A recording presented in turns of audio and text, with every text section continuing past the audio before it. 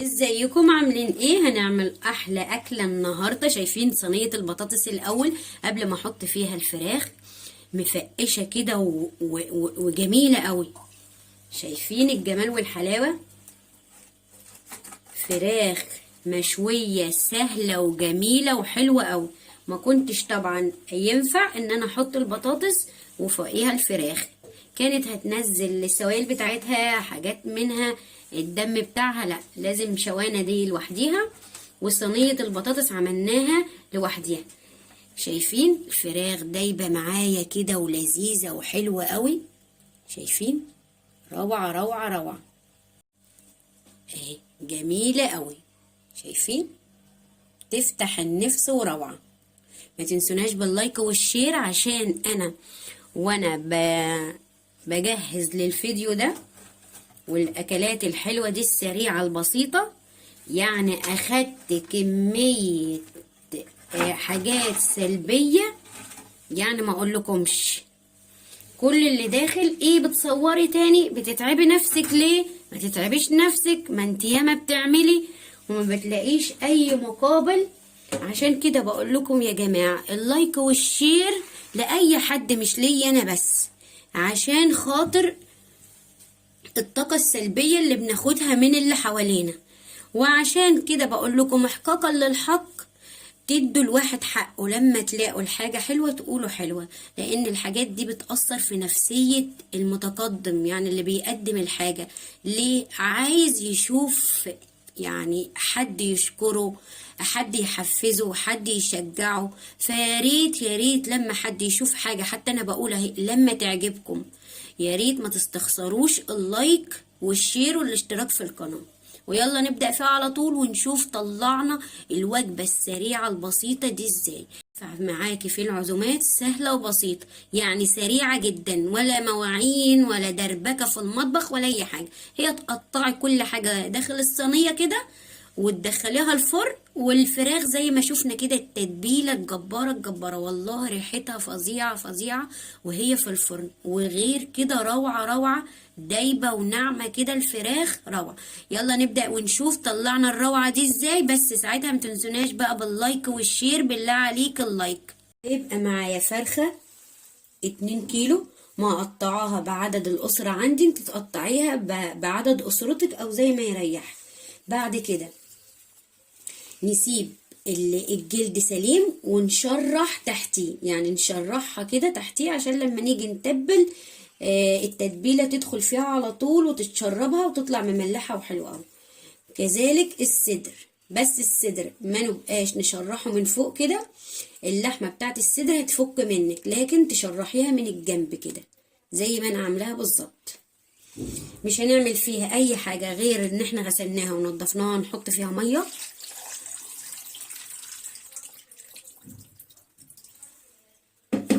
وشرايح الليمون، ونعصر عليها نص ليمونة ونسيبها.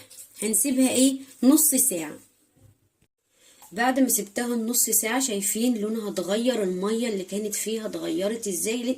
نزلت لي كل حاجة، كل حاجة في الفرخة، مش محبوبة زفارة اي حاجة، نزلتها لي عصرة الليمونة وان انا تركتها نص ساعة. شايفين المية اتغيرت ازاي؟ مع ان انتوا شايفينها في البداية كانت نظيفة وزي الفل، لان فعلا انا كنت غسلاها بالنسبة لغسيل ان كده خلاص نضفت وبقيت زي الفل. بس طبعا بعد ما عصرت الليمونة وقعدت معاها نص ساعة، اديكم شايفين لون المية اتغير ازاي. هناخدها ونشطفها. خلاص كده انا شطفتها زي الفل كده. هنبتدي نعمل الخلطة عشان نتبلها. التوابل بتاعتنا هي الجبارة الجبارة الجبارة للشوي، روعة روعة. زعتر، روزماري، فلفل اسود، كزبرة، حبهان، ورق لورا، عود واحد بس من القرنفل، كوبيبة زي ما انتوا شايفينها كده. هنديها تحميصة بابريكا عشان ما انساش، نص معلقة شطة صغيرة هنديها تحميصة وبعد كده نطحنها.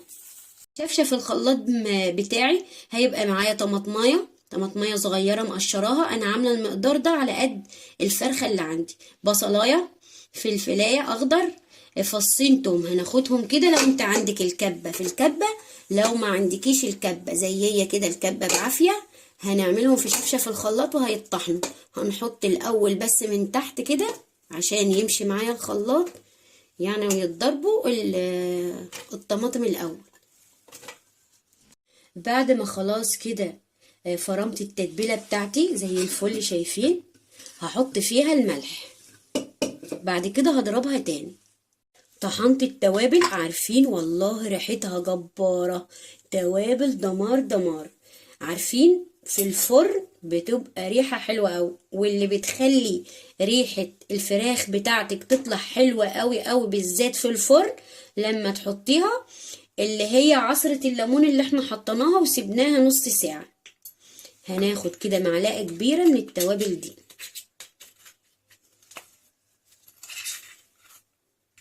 معلقة كبيرة كده حلوة. وبرضه هنضرب التوابل معاه. شايفين هنضيف بس هنتبل كده في الشرايح اللي احنا عملناها للفراخ. شايفين كده يا عالجمال، ريحتها حلوة قوي قوي قوي. هنسيبها ساعة 2 على قد ما انتي محتاجة في الاكل يعني. لو انت مش مستعجلة خلاص سيبيها شوية، كل ما هتقعد كل ما هتنعم كده وتستوي معاكي حلوة قوي. ان اللي بيسوي الفراخ المشوية مش الفرن بس، لا، والتتبيلة. ازاي التتبيلة؟ ان هي بتنعم لي قطعة اللحمة بتاعتي فبتستوي احسن واسرع. هنسيبها كده بعد ما دخلنا كده كل التتبيلة فيها وتتشربها. بعد كده ايه هندخلها الفرن. جهزنا الشواية بتاعتنا والفراخ بتاعتنا اخدت التتبيلة الحلوة الروعة دي، ريحة بصراحة جبارة جبارة. ما تنسوناش بقى باللايك والشير والاشتراك في القناة. هنرص كده الفرخة بتاعتنا.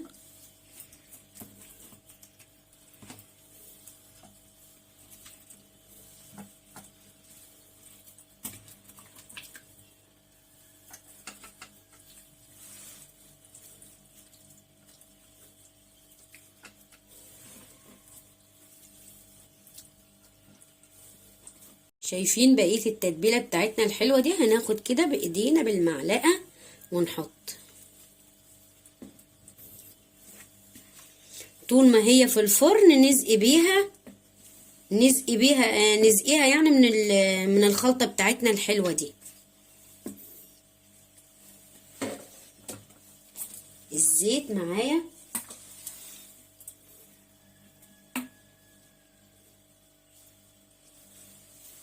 هنقفل الشواية بتاعتنا.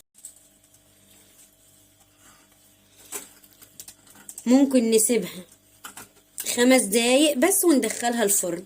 عارفين ريحتها والله ولسه مجرد ان هي نية وريحتها حلوة اوي، ما بالكم بقى لما تستوي تدخل الفرن، جبارة جبارة.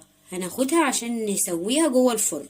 معايا كيلو من البطاطس. انا مش مقشره البطاطس، انا كحتاها ليه؟ عشان الجدار ده بيبقى ايه جامد وماسك نفسه، ما تتهريش من البطاطسايه بتاعتي او الشريحه بتاعت البطاطس، ما تتهريش مني، لان في نوع بطاطس بيتهري بسرعه. فاحنا عشان نتجنب الحاجه دي انا ما كحت البطاطس مش مقشره. غير كده ان هم بيقولوا ان الفوائد كلها تحت القشرة على طول، فعشان كده ما نشيلش القشرة كلها. احنا عملنا كده برضو. هنقطعها كده، طبعا تقطعيها بالسكينة قطعيها بالقطاعة دي بس عشان ناخد منظر بس. قطعيها يعني، احنا مقطعينها بالطريقة دي منظر بس.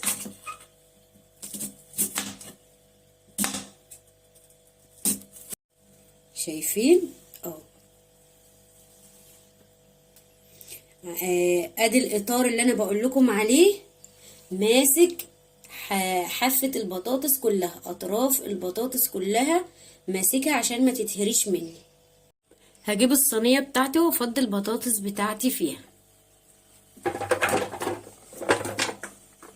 معايا معلقة من التوابل اللي احنا حمصناها وتبلنا بيها الفراخ بتاعتنا. معايا معلقة ملح بس مش مليانة. هقلب عشان اكتر حاجة لازم تتملح معايا البطاطس.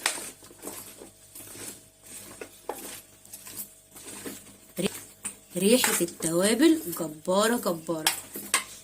عارفين انا دقت التتبيلة بتاعت الفراخ، لا ريحتها حلوة قوي. هيبقى معايا فلفلتين مقطعاهم شرايح وبصلتين متوسطين.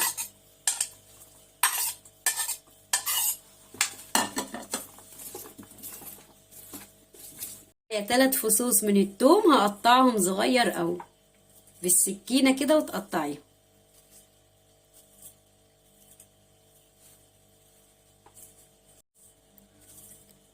اخر واحد انا بقطعه صغير خالص. عارفين التوم ليه فوائد كتيرة في الخلطات والحاجات الحلوة اللي احنا بنعملها دي. ليه؟ بيطلع الروايح بتاعت كل حاجة محطوطة في الاكلة، يعني بيوضح التوابل، بيوضح اي حاجة، بيخليها اصلا ليها نكهة حلوة قوي. في نفس الشفشف اللي انا ضربت فيه الخلطة الحلوة بتاعت التتبيلة بتاعت الفراخ بتاعتنا، عملت فيها 5 طماطميات.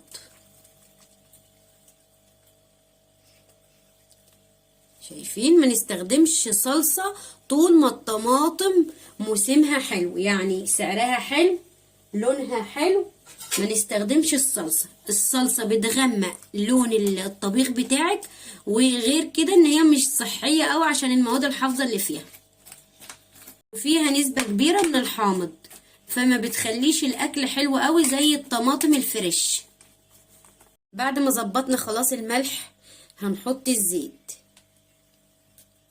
يا ريت طبعا لما ندخل اي طواجن الفرن ما تبقاش ميتها كتيره، صلصتها كتيره، طماطمها كتيره، عشان ما تبقاش صيصه معاكي. يعني احنا مش بنطبخ طبيخ، لا احنا بندخل الصواني بتاعتنا الفرن، الطواجن بتاعتنا الفرن، لا فيها نسبه سوائل قليله، عشان لما تستوي تبقى ايه بالظبط، يعني واخده السوا بتاعتها بمقدار السوائل بتاعتها، يعني ما تطلعش صيصه معاكي، تطلع مظبوطه وحلوه قوي.